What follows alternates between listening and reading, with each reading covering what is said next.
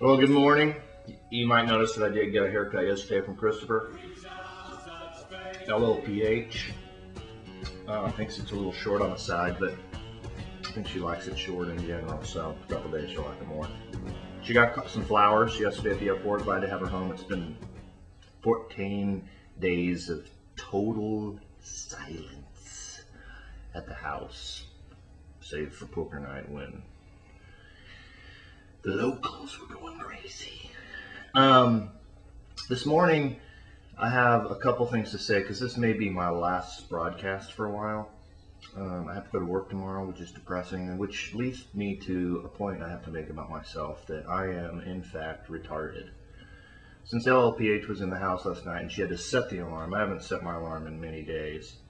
It's been a nice feeling. Wake up when I feel like it, give this body and soul a little rest. So the alarm was set for 6:30 to the ticket, which I like to wake up to because they make me laugh in the morning and giggle.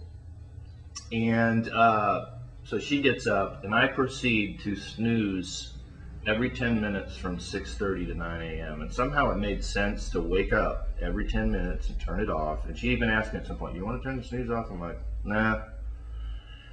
She leaves, and I sleep in, and it reveals that I'm retarded. But I've got something else to mention to her as part of it. She didn't, in fact, check in, as you noticed, for those of you who view, for the two of you who view all of these. She never checked in on the internet, which when I called her out on day one, but she did text and call a couple times from China because apparently the T-Mobile phone works. It'll probably cost us about $1.2 million, which I'm going to try to pass on to my company on the expense side and see if the Rooster notices, so I'll keep you posted on that. Speaking of the Rooster, he made an appearance on the blog the other day, which was extremely exciting to me. And there's a couple things that bugged me. One of them being the small Asian import car driving 45 with the emergency flashers on in the slow lane. Bugs me, slows down traffic.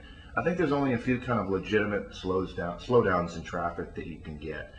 An accident, preferably a brutal one, because usually if you're slowed down for about an hour getting to where you need to go, you want it to be worth it. Unfortunately, they rarely are. And I've got a question for the fire department. I support these guys, they're heroes. Why do they park that big engine, I've only seen it in this city, across 4 lanes of traffic when really the accident's in like 1 lane? And I can understand like 2, but 4? I don't know, maybe it's a city code deal or something. But here's the thing that on the freeway really drives me crazy. I observed it the other day. And that's the short bus. Not that short buses shouldn't be on the freeway. I mean, retarded kids need to be moving around and getting to school and going to the play center and the shallow pool and things like that. But why does the short bus have a flashing light on top? Because that also slows down traffic and it inconveniences me. And it's pretty ridiculous because I think if you were to ask those retarded children whether they want to be called attention to, I mean, everybody for the life of them never wants to ride the short bus, but now they have to ride the flashing lighted short bus. It calls attention to them. So you see them from a mile away and it draws attention to them, and it's embarrassing. So I want to invoke the city of Dallas to consider taking those flashing lights off the retarded short bus traveling vehicle because 1, it slows us down in traffic, and 2, it draws too much attention to the retarded children when they want to be normal. They want to fit in. They want to do what we do.